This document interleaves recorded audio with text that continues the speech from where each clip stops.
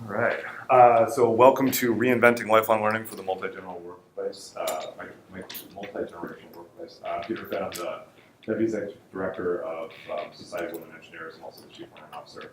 I'm on the program committee.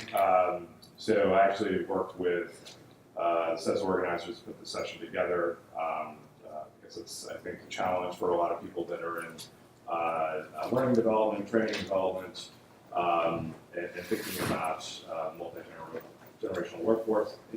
At SWE, in my organization, Society of Women Engineers, we have what we call our SWE Next group, which are K through 12 all the way through our retirees. So, I guess you may even have some traditionalists in that generation all the way up to Generation Z. So, in a lot of cases, we're always trying to kind of better figure out ways that our members and those that are part of our SWE Next group and accessing content and making sure that we're having meaningful engagement. So we actually put together a little white paper, just with some information about kind of setting the background and context for this. And what I've done is put together a great panel. We have Sandy Williams, who is the Associate Professor, HRD Coordinator, and HRD Graduate Advisor at Northeastern Illinois University.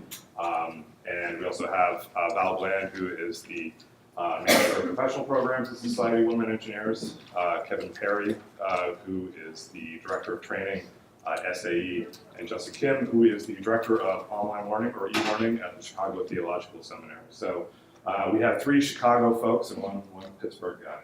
So, but it's a pretty small group, so we're hoping this is going to be really interactive. I know we have a few slides, but we also want to hear from you, so it's just maybe more of less a panel and more of a roundtable. So, I'll hand it off to Sandy. Thank you. Yeah. Okay. Okay. Let's go back. Okay. I just wanted to sort of set this tone for what we're talking about today and why. This is also a little bit on your white papers, but I think we have a wonderful, whether you call it an orchestra, right, or a hodgepodge of workers today and in the future, because today we have people from the ages of 18 to 80 who are workers. We've all heard about people don't retire at 65. They not only don't retire, they might start a new career at 65, but they stay. And this is gonna be the case. They aren't gonna just, it's not like in 10 or 15 years, hundreds or millions of those people will drop off. They're not going to be dropping off. And so with that comes, of course, more heterogeneity, different cultures, different races, different genders, and also different types of what I'll call the physicality of work. Where does work happen?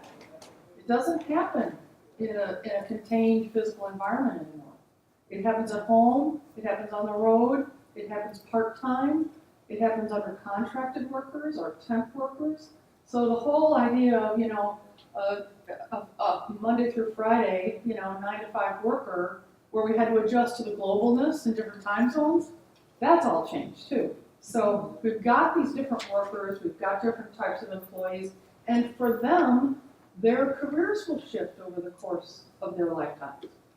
I was talking to Val yesterday, and I had, in looking at this, looked at myself, and I am now a professor at Northeastern Illinois University in Chicago, but I had a career as a commercial banker, and I had a career as a trainer, and I had a career as a personal consultant, and I had a job or a career actually as an entrepreneur. I started a business, so I had a job as a partner, and then I went back to school, and then I had a job as a student, and then I had a job as an instructor, and then I have a job now as a program coordinator and a manager of curriculum development and design. So I've probably had 12 or more different jobs over like 3 careers. And if anybody had said that to me when I was in my 30s, that you're going to take this, pathway that can be, I always kind of think of a Rubik's Cube. You might want the white squares, but they're in different places, and that's the path that people are taking or will take in the future. I thought, oh no, I know, I'm going to go into banking, they're going to train me, they have a wonderful training program, and there was a ladder in historical organizations, how you got to banker, how you got to vice president, how you got to executive vice president. Those pathways aren't there anymore in organizations, and people don't want them.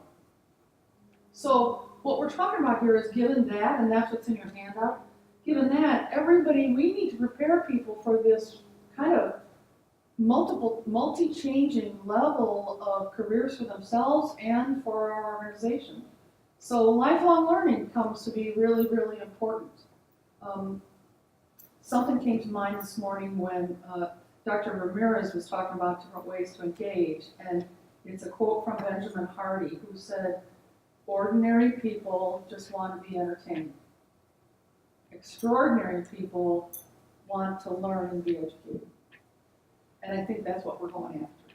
So that's what we're going to try and cover today.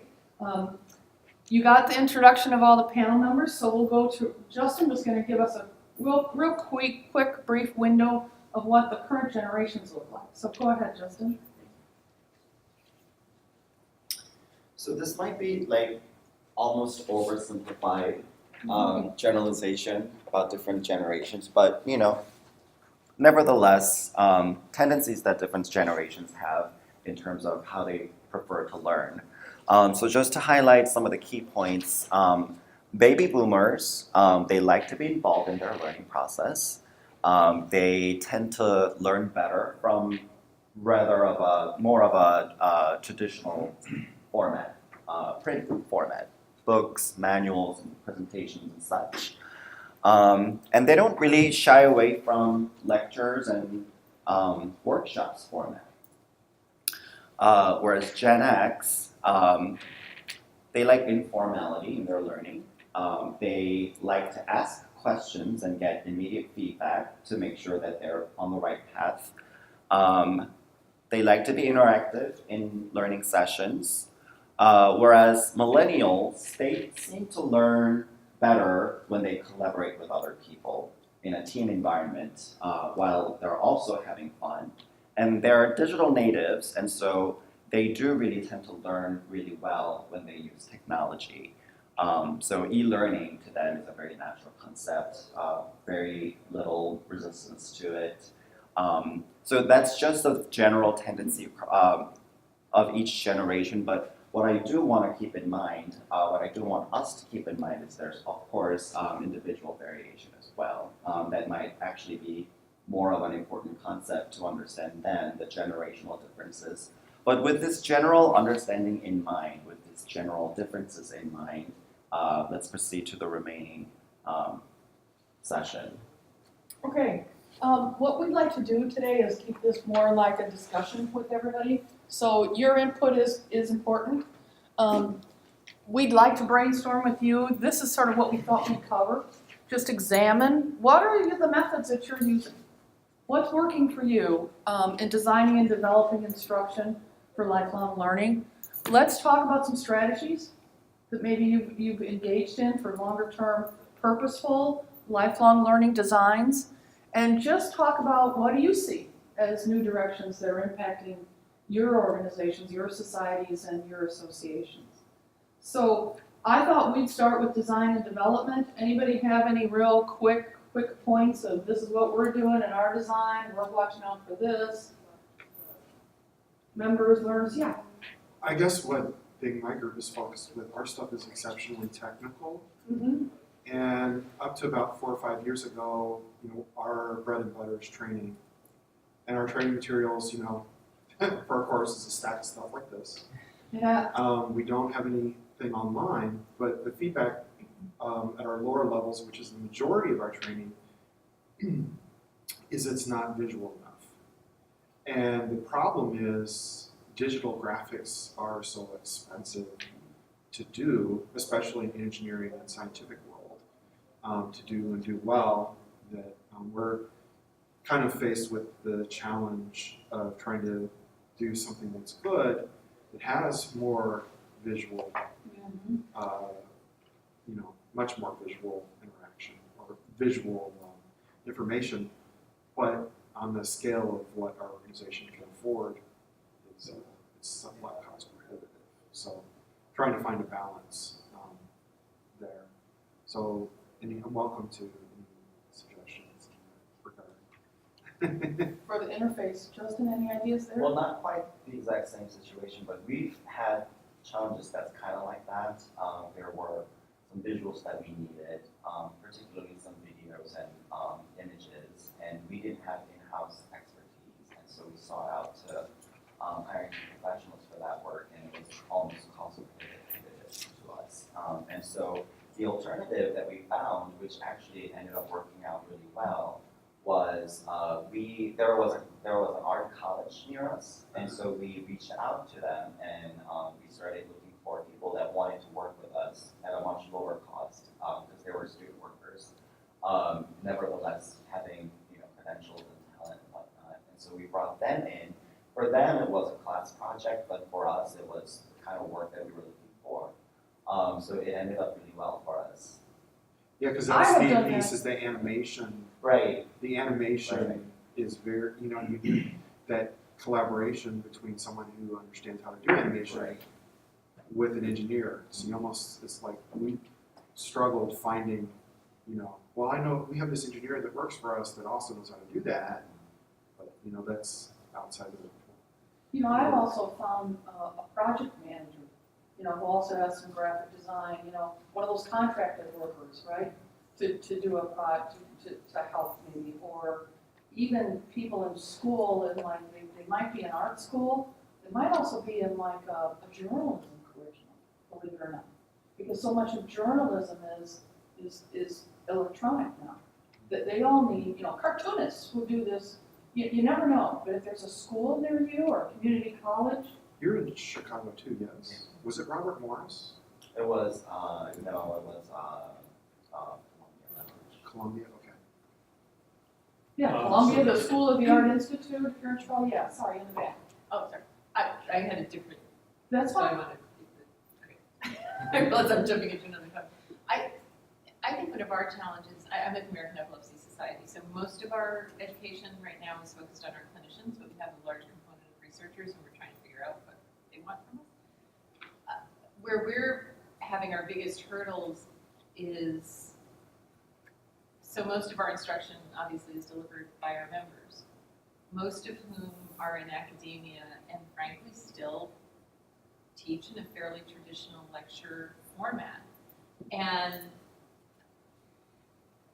helping, figuring out how do we help them think about presenting things in a different way. I will also say, quite frankly, even among our younger members right now, they're perfectly happy with a person standing in front of them and lecturing. So we're sort of pushing in a direction we're not quite sure our members are really there yet. So I always struggle with this, yes, things are evolving and you're supposed to be learning in different ways, but I'm not so sure they're asking for that yet. We know they learn better in a different way, but they're not schools aren't asking. changing how, They're not demanding. Okay. we know it's going to happen sooner or later, but even now, our fellows coming in out of medical school, they're still getting lectures for the most part. Well, and medical school is. Yeah, Yeah, and so we're trying to help them start to rethink in kind of small incremental ways how we deliver education. I mean, we have things that are called workshops that somebody's standing there lecturing. I'm like, how is that a workshop? Yes. That's what we struggle with, is sort of re-educating the educators to think about structuring things a little bit differently. And that's a key part, really. And a lot of what they say is, well, nobody's asking for that. Why do we have to change? Re-educating the facilitator and the Does instructor. anybody do a train the trainer program in here? Oh, that is what Looking my at that. program is. Go ahead, yes. No, we do that. I mean, we And where are we you? have Where we're are the trade organization for pumps. Okay. So we're New York based, but we were successful in taking our old fundamental course that didn't sell anymore, hasn't sold for 3 years, and putting it online.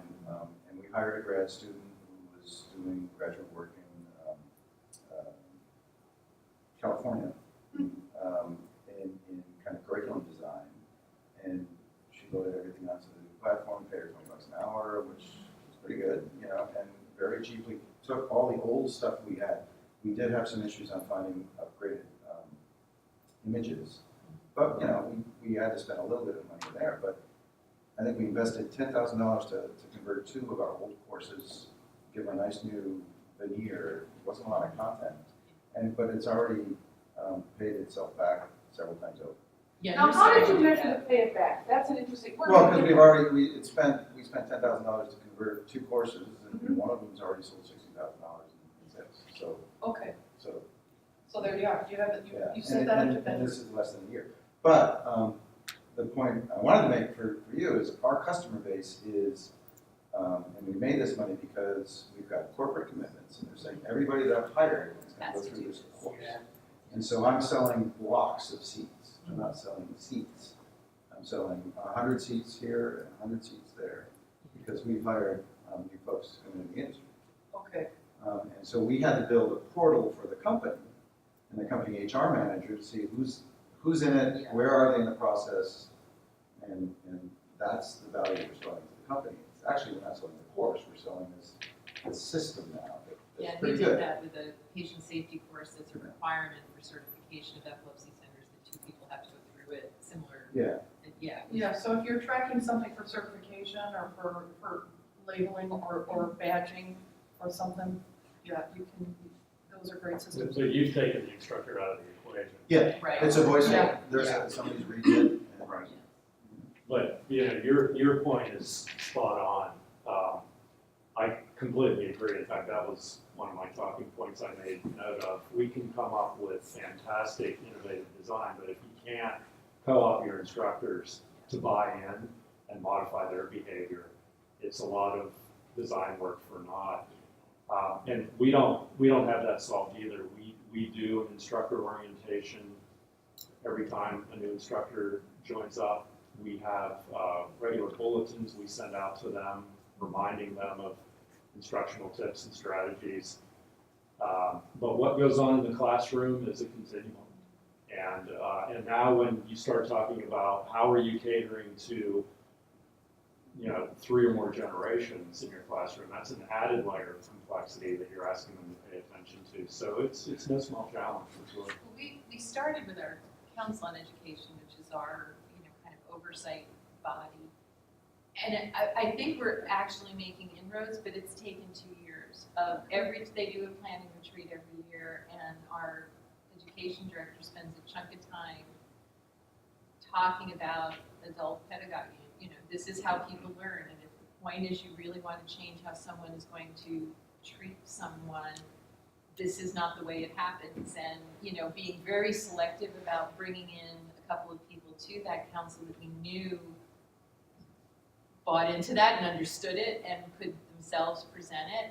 So it's getting there with that level, but then, how we go from that to, 160 people teaching It's workshops. actually what I Users do are- every day. Like most of my work is helping instructors make that transition from traditional type courses to online courses. And what I found over the years is they need a lot of individual attention because everybody starts at a very different level and they have very different backgrounds or aptitude in terms of what they can do or want to do or can't do for online teaching. Or what they think they can't do. Right. Right. So they not only need a lot of individual attention, but what I found to be successful is the earlier you get their hands on whatever it is in their online course that will be, the earlier that you get their hands on, because they don't know what they don't know until they play with it.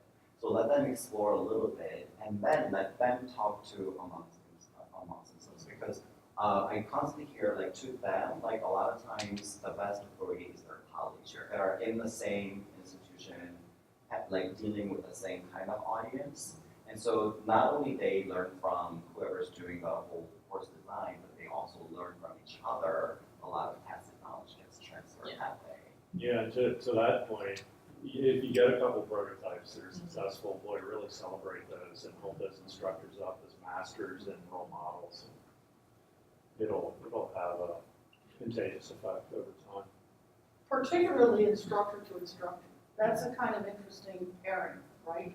Because they'll take, like Justin said, they'll take that tacit knowledge almost from an instructor rather than from the association or Oh, the yeah. school or the sponsor. But do you bring them in as instructors, or do you make them, they have to teach webinars before they teach courses, right? So, you got to do an hour, and if that's not working, then you get culled from the list, and you don't right? So Yeah. we, And then if you get there, then you gotta do the trainer stuff, right? Learn about it. So we have our core faculty who all teach online courses, but we also offer a lot of elective courses for which we hire add-ons instructors.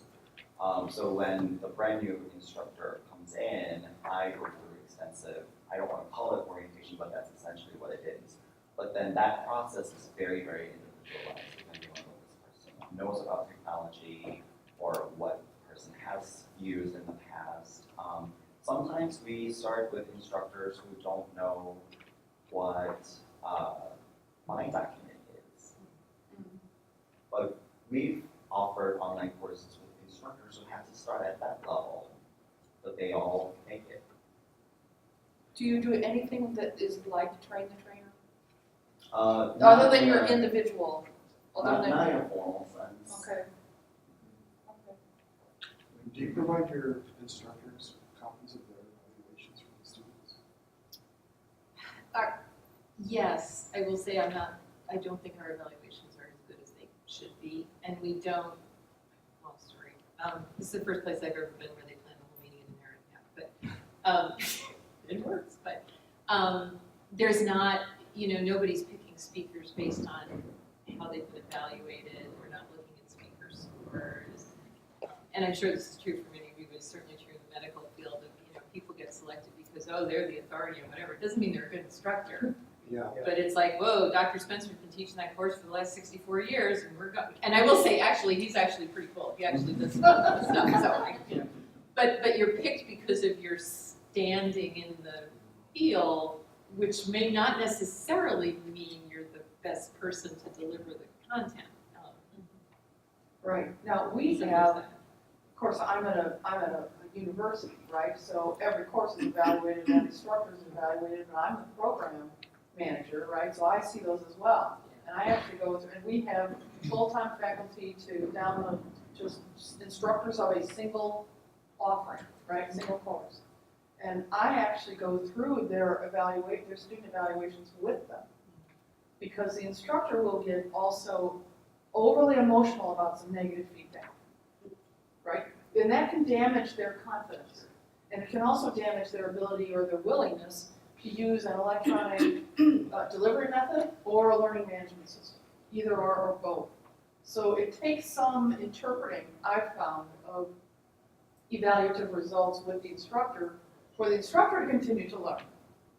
Because that's what I found. I found that your instructor or facilitator, they need to keep learning themselves about instructional techniques and technologies in order to have it be more interactive. Do you see a change as a result of going through, so the next semester or next year? Absolutely, and the feedback comes, and I ask for it again, and the feedback comes right back to me. You said I shouldn't pay attention to that kind of comment, or pay attention to this, and so I did, and here's what I changed, and they feel much better about their delivery second and third and fourth time. But that's coaching, right? It takes time. And so here are some of the development design ideas that our panel came up with. Design with lifelong learning as a core purpose. And that, I think, was meant for really the participant or the learner. Programs that must be appealing. Here's Justin's point, technical match has to be to both the proficient and the less proficient. You have to understand those, not only learners, but instructors who are less proficient with the technicality. We talked about team learning as being critical. I don't know, do many of you offer kind of team learning, group learning? We do a little bit of it at our in-person courses, especially our regional programs where we have a little bit more time. We'll typically at the end of the courses break the group into teams of 5 or 6, and we'll have, the course we do it with especially has 3 instructors, and each instructor will take a group and basically will rotate with case studies, and the instructor will say, here's all the conditions that caused this thing to fail, what happened here. And it's all based on the material they've gotten throughout the week. And we find that's the highest rated part of the course pretty much every year. The case study, the breakout groups are not long. You're talking 20 minutes per rotation. but people like it. You know, they work together and talk together. We get a good mix of people with different experience levels in each group, and they really seem to like that. That ability to get a problem together for material they just learned over the last week, talk it out, and see if they can figure out the solution to it. And if they don't, then the instructor goes over it. Typically they do. With all their kind of experience combined, they typically get to it at about the 15-minute mark, and we have 5 minutes just kind of discussion. Well, there's problem solving, learning, but the case studies, no matter what your content is just like what Dr. Ramirez said, that's a story.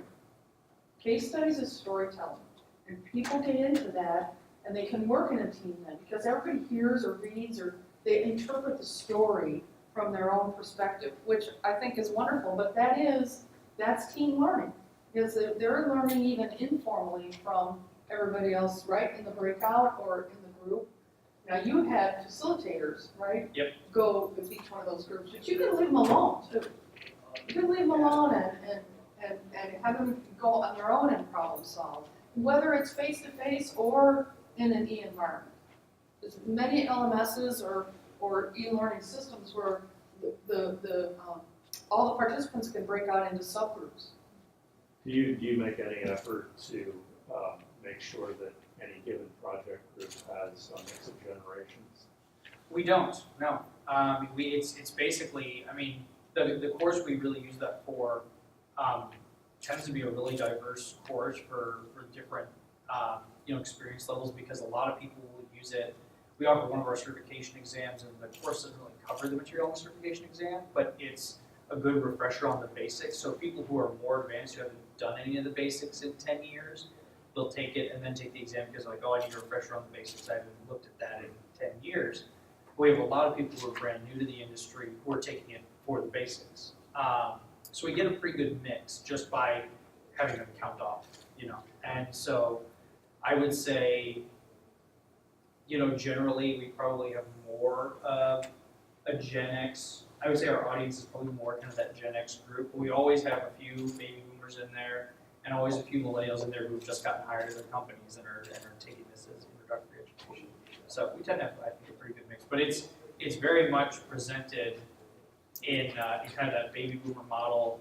Instructor at the top, the first 2.5 days where they're going over and getting all the information for the case studies.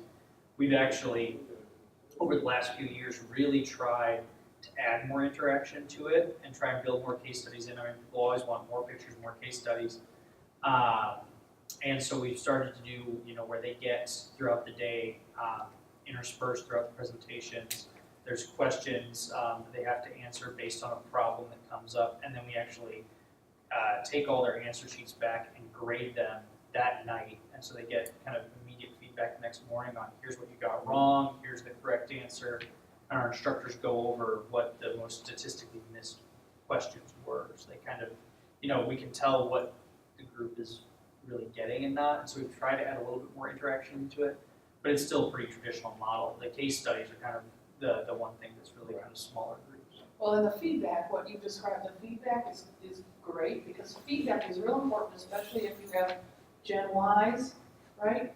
Gen Xers, Gen Ys, they love that, right? Feedback during, feedback to each other, feedback back to themselves.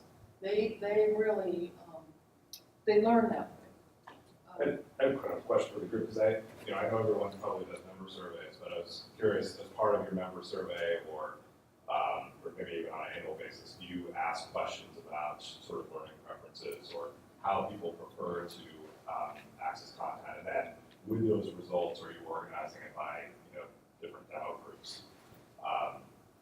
And I would say for us, we've definitely have asked questions about learning preferences and biases and so on, but we've not organized it by sort of a generation. But I was curious to see if that's something that people are doing. We just did, so I can't tell you the results. Yeah. Actually, I think I should look. I think I just got them. But we did. We asked how they prefer, and we did divide it up by generation and by some other demographic information. Is it, and how are you going to make that kind of actionable if you kind of, so once you kind of know Well, some of these yeah, things we'll see what we get, and then we also we're just about to go into some some strategic planning for, longer term planning for education as we're making some technology decisions. And then with our full board. So we'll see what, we'll see what it says. Yeah. We've been putting more into online, but but our meeting is our meeting, and that's, we did ask you, and we also added those questions to our annual meeting evaluation about formats of the live education too, and just kind of asking people. And there, I think the challenge is if they haven't experienced something, it's describing something that they haven't. Yeah. Would you like this? I don't know. Yeah, so I want to just expound on that. All the surveys we've done around learning preferences, formats and platforms, it's always consistently, we want to learn in the classroom. And, if you ask the average learner, would you prefer to sit and consume information or be involved in activities? I think the average person would just prefer to sit there. That's what they say. Right. So I think our challenge is to decide for them and force them to try new things and evaluate it from there. And I know in our case, we've tried some new things, some have worked, some haven't, but the ones that have worked, we've continued to do. We're in the process of trying to migrate all end of course evaluations to mobile. And our early forays into that have been a disaster.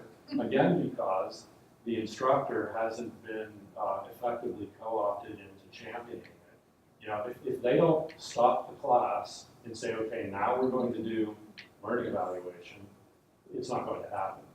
Well, Tom, and go ahead. when we first implemented that question, in module questions piece to that course, people did not like it.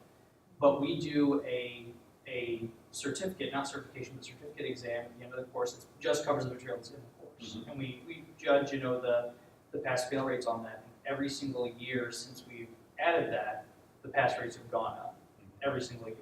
So clearly it's helping people retain the material. Yeah.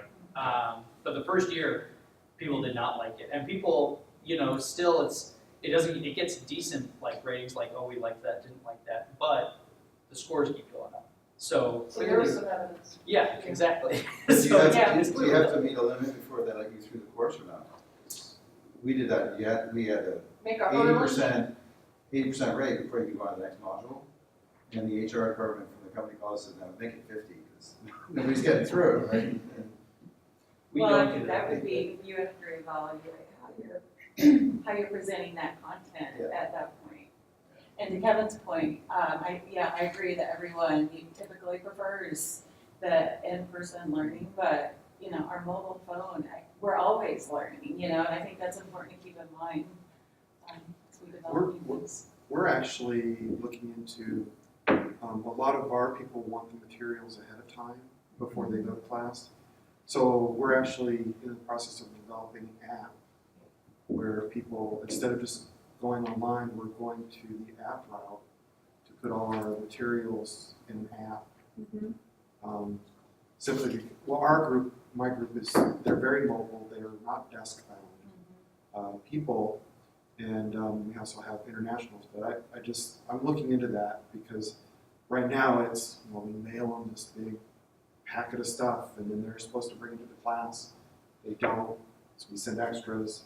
But this way then we're gonna add in, looking to add in the terminology dictionary, and they're gonna be able to search the materials for different things, so I'm hopeful it goes well. Yeah. But that has a lot of implications That has a for lot of implications. who the instructor is as well. Yes. Because what we constantly hear from professors who have been teaching face-to-face courses, if you go to the first day of class at the beginning of the semester, do my students know what's going to happen in week 3? They might see a skeleton of that week in the syllabus, but they don't know all the activities that's going to happen in week 3. Whereas our online courses, when the users are added to the course, they can see week 1 through week 15, the whole thing. If somebody wants to jump ahead and start writing the midterm paper, they can do it. So there's a much more transparency in an online course like that, but instructors don't like that because, especially if it's it's a course that's never been offered before, the upfront development time is so long. It's like 90% of the entire course's work is before the semester because they have to write all the discussion questions, design activities, write instructions for all the assignments.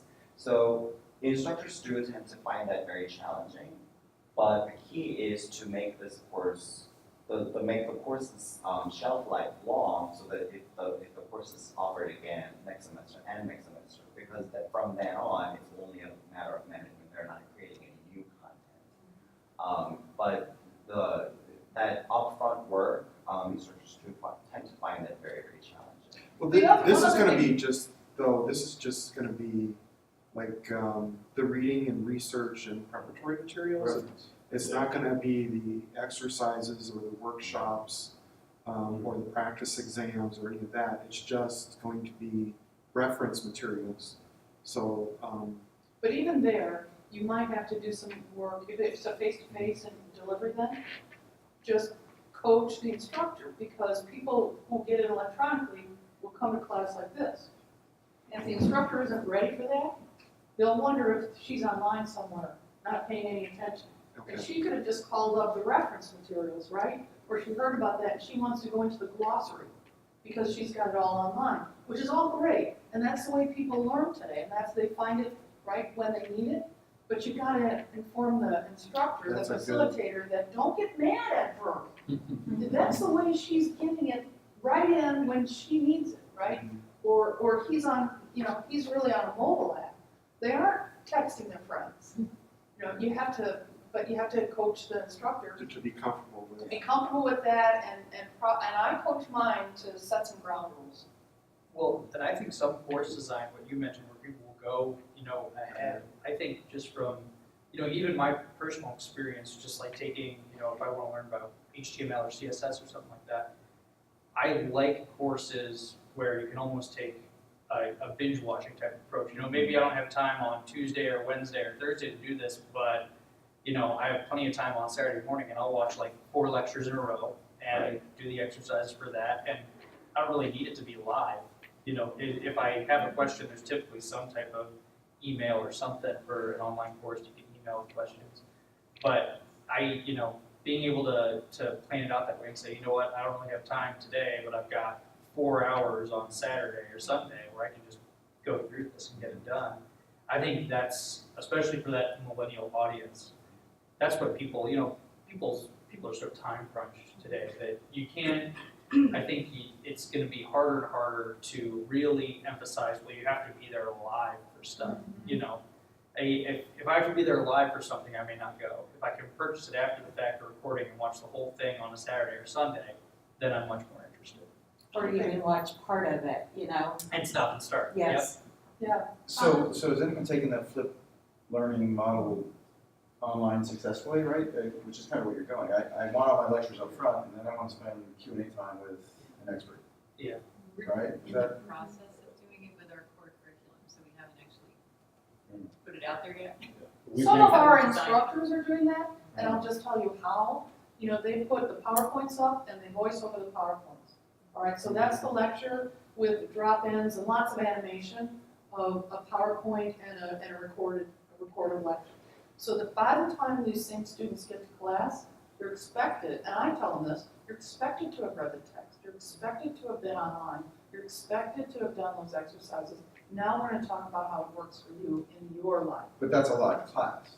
It's a hybrid, it's a right? hybrid, It's a hybrid. it's a hybrid kind of design. Now, do you, so I've done both, where we've recorded a session and then synced it with PowerPoints after to be a lecture, and then also bring the instructor in and just do a voiceover and have them move their slides. But both have disadvantages. The live one, there might be interruptions, or the sound might not be as good, but very difficult when you have an instructor trying to talk to slides when they're sitting at their desk, because the sound level is so, Yeah, they're not in it, you've got to coach everything, right? I tell them you have to be standing up, Well, right? usually it helps to put other people in the room, so Yeah. if they have a colleague or someone to just Put sit somebody there. to talk to. So maybe do a hybrid, like it's might be like a faux class. Yes. So to speak. Yeah. Any other thoughts? We had a couple more just ideas here. Mix the generations in the activities to leverage different perspectives. We talked about coaching instructors and co-oping experienced learners. That means if you've got baby boomers, let them work with the instructor, right? Gen Y for feedback, stackable curriculum badges. Kevin, what does that mean? So how many people are getting into badging, digital badging? What is digital? Yeah, so you've probably experienced these cool little cartoonish, in some cases icons that some training providers issue, or any organization issues, recognizing you for having achieved something or completed something. And that's been going on, for quite a while. Digital badging goes quite a bit further in that you can click on that badge, you as a visitor or you as the earner of the badge, and it opens up and there's all this metadata that describes who the badge issuer was, what it took to earn the badge. Is that a badge in a series of badges that takes you down a path and leads to some super badge? Gives the badge earner an opportunity to do some reflection on what that badge means to her, how that's helping his career, etc. Also affords the opportunity, just like your LinkedIn page, for other professionals to drop in and comment on how, he's observed that this badge has really helped this person, and so on and so forth. So it's a dynamic, living digital credential. The power of it for the badge issuing organization is it's another marketing channel, right? So you're putting that badge on your LinkedIn page, your Facebook page, maybe your company intranet, maybe on your email signature, and that's being exposed all over the place and really promoting your organization. So It's a little different from certification, though. it can be. Yeah, it's certainly different than the paper certificate we give people. It's sort of the static thing that may or may not be on display anywhere. So IACCESSE, the organization that accredits training providers and enables the giving of the official CEU, it is writing a badging standard that will outline how badging should be done and best practices and all that. So it's beginning to gain momentum. And as we as a panel talked about, Sandy's point on designing for lifelong learning, think about how badging can really support that, in terms of perpetuating the issuance of that credential, as well as providing incentive to earn more of them. So it has a gamification kind of aspect to it, right? You earn a couple of them, you want to earn more. Just And as you know who How do loves you that? prevent- Millennials How do you love prevent that. fraud? Well, that's why we have the standard, because right now, I think it's a little bit of the Wild West. Right now, it's kind of a Wild West. Because we're accredited by ANSI and they would just flip. Well, if we so did Well, it's additional. Well, so this ISF badging standard will mirror ANSI. Will be Nancy's standard. Yeah. It will be an ANSI Yeah. standard. But also appreciate that the badges live on a third-party platform that require access credentials. So not anyone can just sort of hack into a badge and modify it. It's pretty tightly controlled. So that's the other thing you have to do is sign up with a badging platform provider that will host and serve all your badges. And then, it's another vendor, right? So you got to get them reputable. But Kevin, you're rolling this out at SAE, right? That's the. We're crafting a pilot phase 1 rollout for Q1 that will include training, a couple different aspects of volunteerism and awards. So our awards people are fairly excited about it. That's just another way to recognize what we're doing. Okay, well, we did create one example to show you, and the Society for Women Engineers has some points just to cover. Valerie? Okay. So in addition to our annual conference and region conference and all of our conferences that we do, we have a variety of resources within our learning management system. And the e-literacy is really the efficient use of any tools online. So we currently offer the e-learning courses, webinars. We record the webinars, and then they can access them anytime, anywhere. We do some podcasts through iTunes and SoundCloud. We have some general videos, just general SWE resources, blogs, and then our magazine app. And so this is what we're currently using. And on the next slide, Well, I just have a quick question. All this, could you go back once? All this, you have the learning management system, is this all through your website? So what's the is there a generic platform? So if you're a participant, you go to the website, but if you're an So instructor, this you is go to the what we call our website? Advanced Learning Center, so there's, well. yeah, I mean, it's a LMS. So when they go to SWE.org, they click on the Advanced Learning Center and they land right here. Okay, And so then I'm trying to get the slide. So the LMS, right, currently use LMS, but the podcast, videos, SWE resources, blogs, and magazine apps, they're on the LMS as well? they are. Okay. Yes, so we've just taken a variety of resources and housed them within our Advanced Learning Center. With a third party, right? That's third party. The LMS, yes. And so for future methods, taking in consideration those multi-generational approaches, definitely looking into the app development. We're going through a new learning management system implementation now.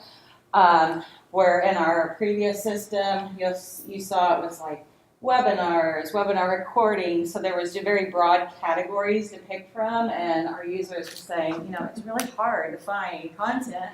So we're implementing a system that organizes things by keywords,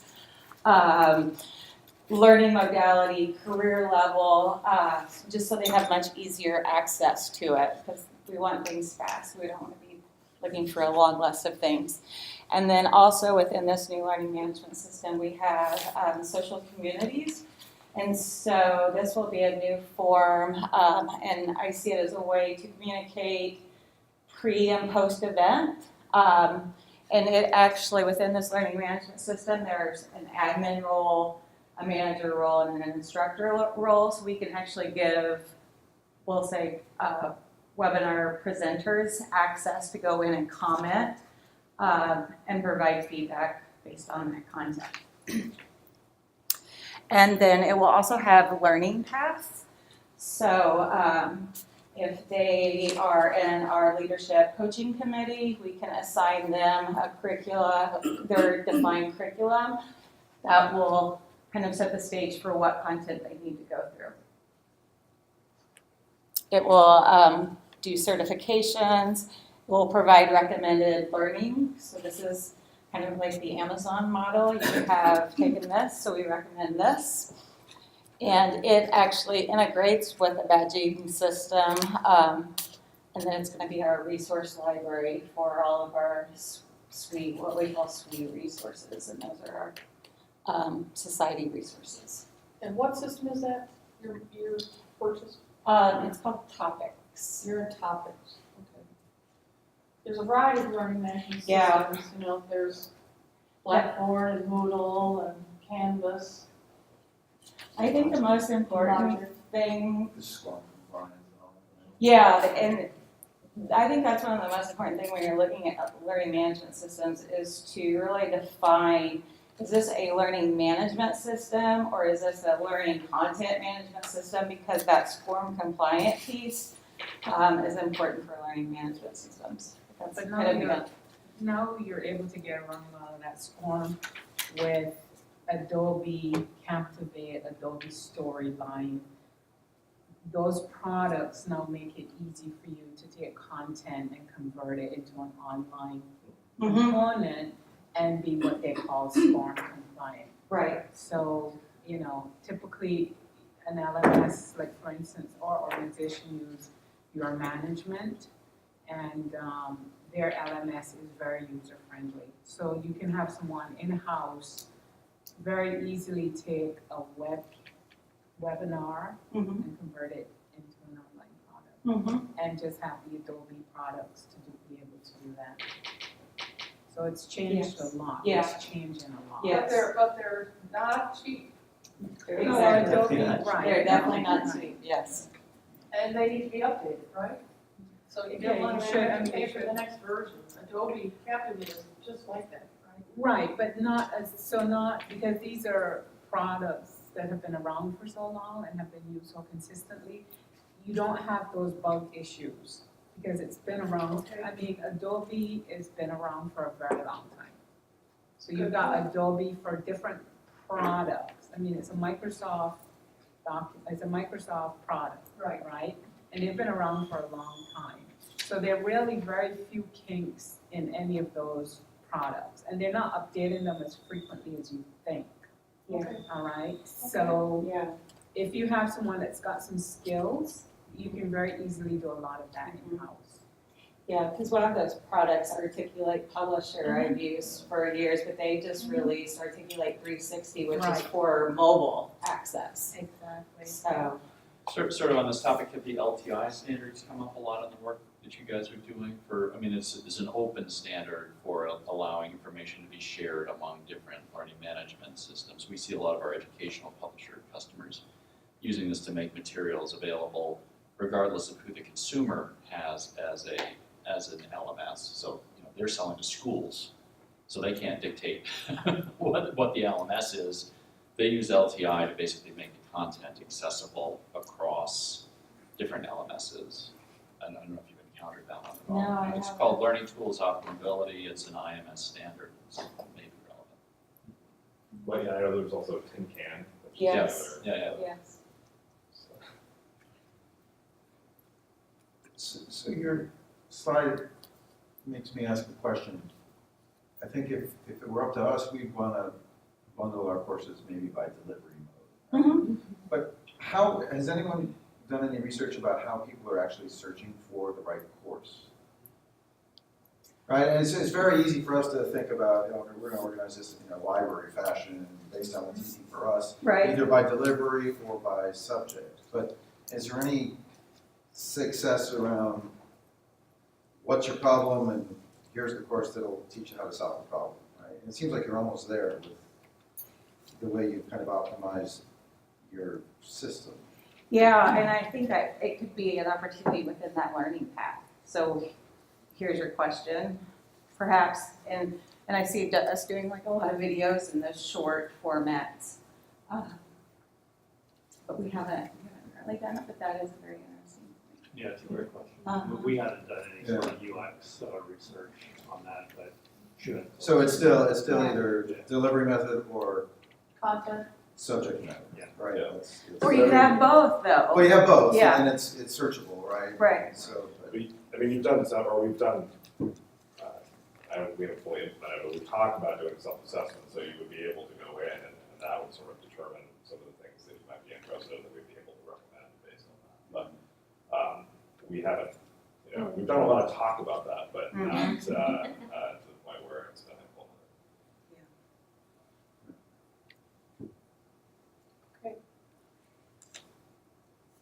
Oh, and here's another example. This is one of our academic programs, and this was really just to illustrate the different types of learning that go into creating a program. So for those different generations, different learning styles, we use YouTube videos, of course the registration portal, we do a peer-to-peer mentoring group, use a LinkedIn group. I'm always in favor of doing a pre-survey to identify what their challenges are. Then they have a 2-day live program, and then we do a post-survey and then a video recap, and then that peer mentoring continues. So Val, the pre-survey, that's clearly electronic, Mm-hmm. right? Or they could do a pre-skill test even. Mm-hmm. The LinkedIn group is the pre-survey. Are the peer-to-peers set up as an e-connect, email or LinkedIn or Yes, something? yes. So they've done all that electronically, and then they come for a 2-day face-to-face. Mm-hmm. And have you followed up with them about whether they've continued to stay in their mentoring groups or continue to be in a LinkedIn group, or do you have any idea what the longevity of the groupings? Well, we just started the peer-to-peer last year, Okay. and so I've kind of heard both sides. Some groups have completely fallen off, while others have really stayed intact, and more members have joined. So it will be interesting to see how evolves. Because it's an electronic informal way, Mhm. right? So you Yeah. have a formal face-to-face, but it's really the program of sort of melding or having the opportunity for people to continue to learn informally Mhm. before, probably even during, but Mhm. certainly after. Yeah, and they select what type of, if they wanna do emailing, or if they wanna do it online, we give them that option. May I add, this is just actually a general question. How, what is your programming? Because, like, I guess you probably have women who are mechanical engineers and electrical engineers down the line, so they already have probably the access to that technical specialty Right. through the other societies of their specialization. So I was just wondering what SWE offers that is, did you do technical programming No, like that? we do not do technical Okay. programming, so this specific programming is to provide them the resources they need to stay within academia. So in leadership, and, to not only stay, but succeed. But is it management training, leadership training? Yeah, Leadership, So yeah. that they could stay in their environment or in their profession? There's a real problem with, just women leaving the engineering workforce in general, but also within academia. So this is an NSF-funded program, and the whole idea is to make sure that we're supporting them so they can get into tenure track positions and eventually get tenure. And then potentially also take a leadership position within their university. But the peer mentoring piece is huge because, as we know sort of anecdotally, it's a really powerful thing to help them support them as they're going through, because very often they're in an engineering department and they're the only one. So do you offer any kind of collaboration with other engineering societies as far as like, I don't know, I was just curious because I know one of my 16 board members is a woman, and she's involved in some form of leadership in SWE, and we have a few younger women who are rising the ranks that we want to get involved, but we don't have positions. Because we have a very small technical community. So I was just curious if you had other like collaborations with, for example, if you had a portal where like we could promote women leadership programs to these people. Yeah, but we're always Yeah. partnership opportunities, any way to sort of cross promote things. But I mean, certainly with the larger discipline societies, we'll try to, cross market some things. But yeah, I mean, and certainly we want to. I think one of the great things, I don't plug SWE here, but is that we offer a lot of leadership opportunities for people that are early in their career. So that's transferable back to the workplace, and we have a lot of cases of that. Do they have to be degreed engineers? No. No. Yeah, that's. Just have to work in the technical field? For the most part, yeah, it used to be a lot more restrictive, and now it's thankfully a lot more open. So really, yeah, if you're a technologist, maybe you don't have maybe a formal background, but and we also have educators and so on that may not have engineering. And also people who manage engineers, right? So it's a certain quality you need to manage those technical folks. So like one of the great programs that Valerie's been working on is called ACCESSESS, and that's really great for those folks as well. So we don't require people to have an engineering degree. Of course, most of our membership does. Yeah. Right? Okay, we're kind of wrapping or getting close to wrapping, so I wanted to just cover a couple things. Justin? Yes, just real quickly, one thing that I want to really highlight in this slide is when you are developing a system for e-learning, especially for lifelong learners, is that you have to be future focused. So what happened at our institution is we had this one learning management system that they have been using since the beginning of the online programs there, and that was like way before I started working there. But like after I got on board, we were still using the same LMS. But one thing we do every year is we do the annual online learning survey, and we keep the results and kind of do this longer term comparison, like to see the trends and whatnot. And one thing that we realized was that our users, 30% of them use their mobile device to look at our learning management system, which currently isn't 100% mobile ready or mobile compatible. people can still see everything, but like in terms of activities, they can't fully engage in everything if they use mobile devices. But everybody's like up and moving and on the road constantly these days, and so we set out to look for another LMS that was fully mobile compatible. So we're finally making that change, but it's going to be a very expensive change, not only because of how much the new learning management system costs, but also training all of your users, getting them accustomed to this new thing. It's going to be a long time that we need to spend a lot of attention given to some of the users that are a little more resistant to change. So it's going to be a pretty expensive and costly transition to make, but if we were more future focused, whenever it was that we adopted an LMS. What did you say your percentage of access to mobile? 30%. 30%. Yeah. So our student body is in a very wide Demographic? like anywhere from 20s to 60s. So yeah, that's one thing that we're now finding that we have to do. So, you know, are you about what's gonna be in the marketplace? So, yeah, are there any LMS vendors in the room, before we ask the question? Who uses what, I mean, what's working, what people are really happy with it? We're currently using Moodle, but we're switching over to Canvas. We moved away from Moodle and we use Desire to Learn, but it's driven by content. Yeah, ours is currently integrated with Moodle and we're moving to topics. Anybody else? So, We're on yeah, compartments, so but I we, don't know what's behind it. I don't know. Elevator. so in the industry, the big ones are like Personify, Tim's and IMIS. But recently, while the Your Management came out of Digital Ignite. And what's nice is everybody has to have an EMS because you need to put your demographics in and your member information and all. So whenever you look at your AMS, you want to make sure that there's an LMS component so that if you want to eventually bring in an LMS, it'll all integrate and it's compatible.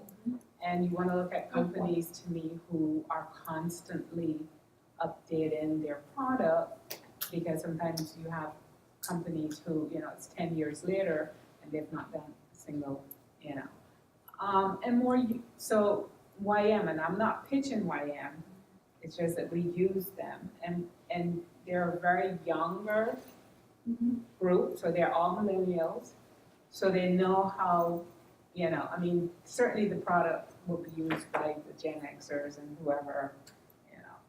But in keeping with that generational shift and the fact that people are more mobile, so their LMS is mobile, you can bring it up on the phone. They're the one, you know, the companies like that are the ones you look at, to me.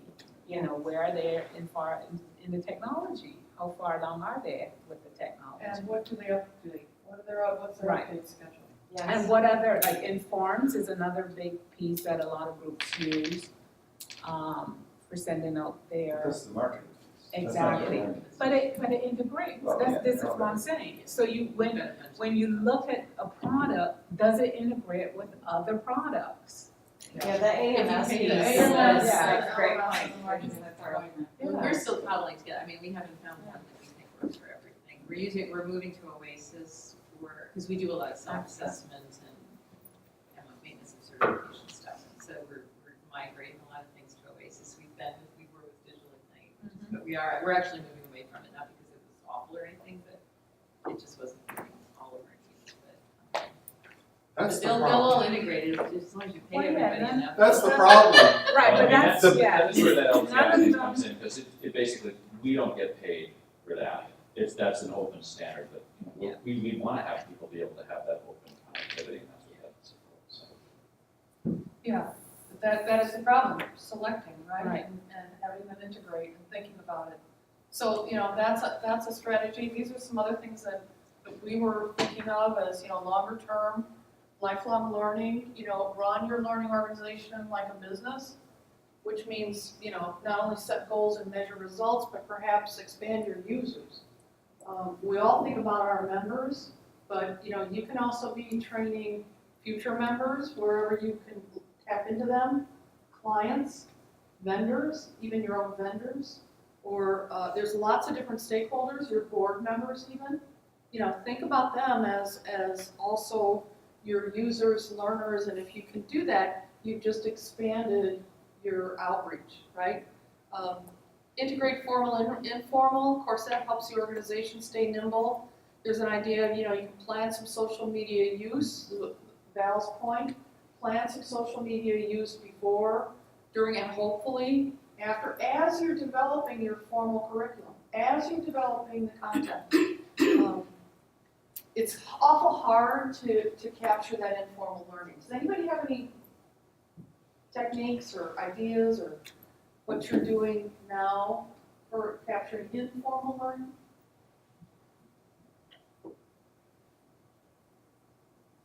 It's kind of tough. Another strategy is to tie to your continuous improvement plans. Make learning opportunities front and center. That means accessible to these varieties of audiences. And then this idea that learning, you're in the learning part, the education part, it should have its own strategy, right? Right along with marketing and membership development and finance and operations and that as a strategy should meld in with the others, right? How do we provide, education is a critical thing, along with product maybe or programming. How do you integrate your learning and education goals with the other goals of the other pieces of your society or your association? That's what gets you at the table all the time. And we sort of thought that was kind of critical. That as a learning director, as an educational director, you want to be there when the organization is making decisions to merge with some other group or do a different marketing plan, market to a different demographic or market to a different age level, for membership, for outreach, for anything. Sometimes organizations forget that their mission and charter is educational based. And it's very important a lot of times as an if you're in that education vein, to remind people of that occasionally. But Right. isn't that Right. often a big revenue stream for the nonprofit? Education? Oh, yeah. Oh, yeah. It is, but It is, but if it's not looked at as a business, it doesn't measure its Right. results, right? And that's what will get you a heftier seat at the table. but But like, the other part of it, which I think a lot of people don't ever seem to address, is how education is tied to licensure. So in the medical community, you have to be licensed to practice. It's required that you're licensed. The licensing boards also, you have to have X number of continuing education credits to maintain licensure. So to me, right there, that should be number one consideration, all right? Now, in certain fields, I switched from medical to engineering. In the engineering field, or fire protection engineers, a lot of times they only need 15 credits over a 2-year period. So my take is something needs to be done to address this with the licensure boards. That 15 credits 2-year period is just not sufficient. These people are building buildings that could potentially fall down on people's heads, or products, whatever it is. So, it's there's all of that way before you start planning education and the virtue of education and why it's important and how you should manage it. That component has always been, I come to a lot of these meetings and people never ever touch on that. Well, it's very interesting, so it's been interesting to me about those professions that don't require licensure or don't require continued licensure, right?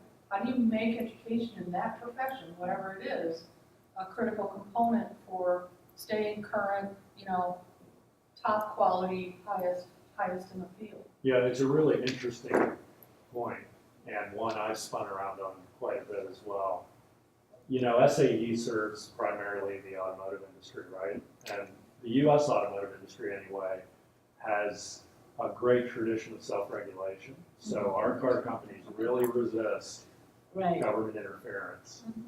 Should SAE be in Washington lobbying legislation to insist that automotive engineers be licensed or somehow credentialed beyond an undergraduate engineering degree? Yes. There could be an argument for that, but I think our customers would not be happy about that. Of course, because it's easier not to be licensed. It's easier, and people step into people's boundaries, and, you know, like with fire protection engineers, you've got the AHJs and all these other groups who step into that whole field.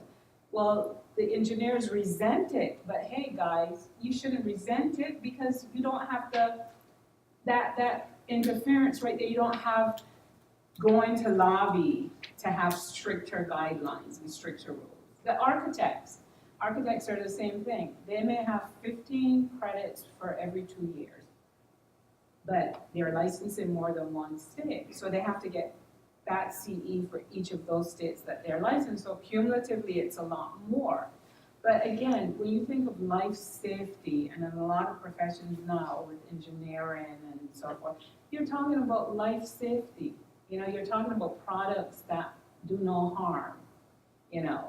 So physicians, they caught up, they learned it for credentialing for hospitals, for maintaining licensure. They know the importance of education and continuing education. They know that. Well, there are a handful of states that whose PE license is required. More than- PE agency. Right, So- right. So it's a trend, it's happening, but Right. it's slow. Well- Peter? Sorry. Oh, no, no, go ahead. Okay, Tom? Well, and couldn't a part of that be, I mean, I guess I don't know enough about the medical field to be able to say, could part of it also be that in a lot of medical fields, you know, there's malpractice suits. If somebody is malpracticing, they'll go after the individual. But like in our industry, someone sues ExxonMobil, they're not getting the engineer, they're getting ExxonMobil. But that's changing though. So you heard about the fire at Grenfell in London. Yep. Wait for the results to come out from that. It's gonna change. It's going to change. And those individual consultants and groups and that are But they'll go involved. after the manufacturer and the installer, they'll go after the group that has money there. They'll go Well, after yeah. everybody. They'll go after all, right, all of them. All the above. Right.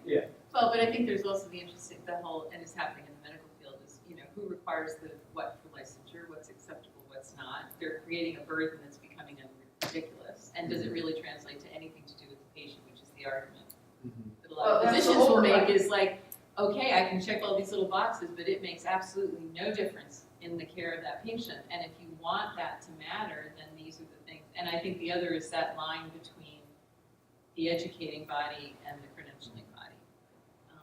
So is IS set the pathway everybody's going down to make sure that we're, Well, if medical they is do different. require it, There's- is there For a medical, CE It's not, requirement? it's Or is it ACCME, For medical, it's Well, that's just to credential your CE, that's not your licensure. Your licensure Oh, no, is it's your the- board. It's right. under board, Right. yeah. Yeah. But the board, then you get into the whole issue, you know, should boards start to creep into education, and that's becoming a real challenge there too. Yes. I was just going to say, I work for the American Society of Civil Engineers, and one of our strategic initiatives is raise the bar. So we're trying to raise the bar for engineering, education, licensure. It's been an ongoing effort for rethinking the approach to the licensing boards. So I've really gotten on board with that. Right. Absolutely. And That's that one of needs our to be biggest done. initiatives. Is that with the master's degree being required? That's what they were pushing. Because that's been going on for a while. Yeah, but Like, they're I right remember- now reevaluating the Yeah. approach. And so.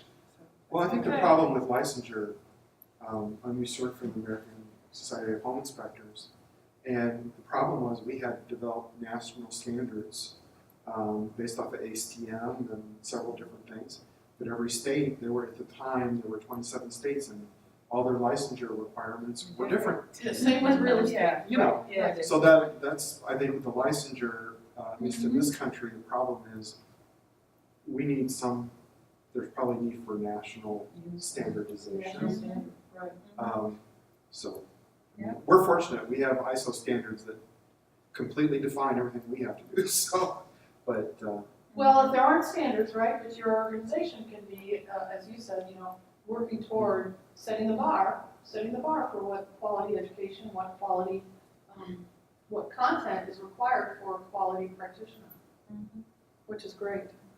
Okay, that's pretty much what we wanted to cover. I don't want to keep you guys too much longer. One thing that we were going to mention is the value of the informal learning, kind of the mentoring in teams. If you do mentoring, if you do pairs, the role of mentor-mentee is kind of obsolete. The idea of an experienced older person with a younger person is also kind of obsolete. Think about mentors and mentees or pairs being of a similar generation or close to generations. You know, Gen Xers are very good with millennials. Millennials aren't so good at mentoring each other, but they all want a mentor, right? But think about how you get the pairs together and how long they have to be together. Doesn't have to be a long-term project. It could be just a task. You know, do this, do it with Tom, you know, do it with Peter. Why don't the two of you just do it? But the thing that I think is important to emphasize, however you do that, and whatever strategies you pursue, get feedback. For you, but get feedback because your learners or your participants, that's how they remember. That's their story, right? If they tell you what happened to them, if they tell you back, I learned this and this and this, but not that, that's more valuable to them than it is for you. Because that's the reinforcement of their learning and fomenting then their desire for something else. I think we all forget about the fact that as we educate, we're creating stories. Let your participants tell you their story during and after. And you'll be far, far, far more appreciated, I think. And you'll be aligning people really kind of with what they need to do for their futures. Panel, any other comments? Any other last minute points? Any other last minute comments from our participants? I would love to hear if someone has a successful mentoring program, because I think we all had this discussion. Every board, we want to give back, and we want the younger ones to get involved, and you set it up, you pair them up, you put programs together, meetings together. They come, they have cocktails, and then they never talk. I mean, does anybody have a good mentoring program? Well, Justin and I had a successful one, and it was online. Okay. And we actually had a person, happened to be me. I was tracking the mentors and encouraging them, we trained them, what's going on, what's happening. And he's tracking the mentees. What's going on, what's happening. It was almost grouped. So you had to manage it. You have to manage. You can't say, here's the cocktail party, you know, I'll get together. It doesn't And even happen. if you give them a program. No, you have to manage their process, them through the process. And in our case, we gave them a due date. With their project, we gave them a deadline. If you don't have a deadline, make something up, right?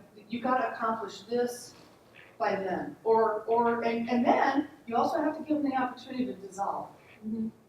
If it doesn't work personality, there's no failure.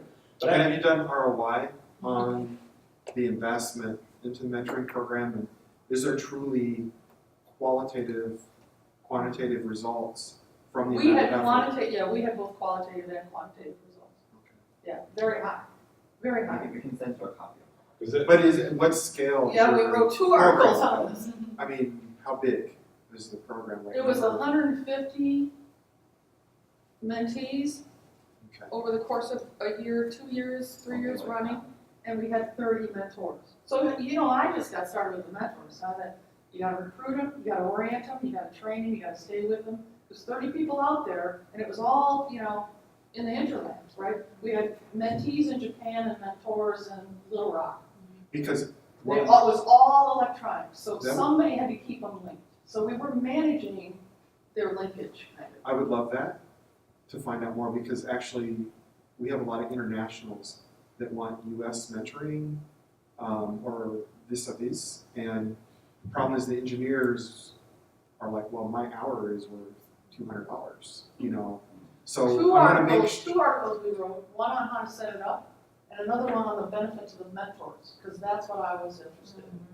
What do the mentors get out of it? But how did you pair them?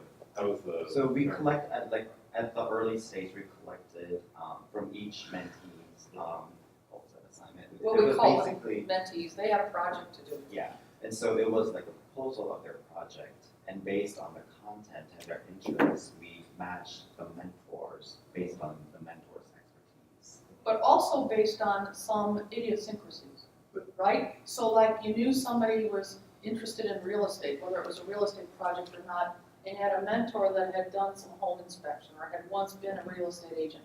Put them together. Because let them start talking about something informal, not related to the task, right?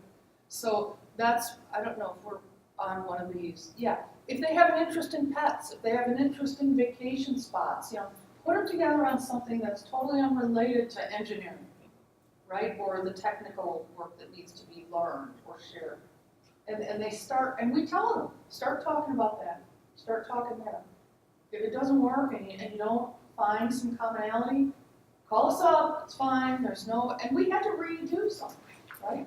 But There's no such thing as failure. is the goal how to be a better participant in your organization, or is the goal how to be a better professional?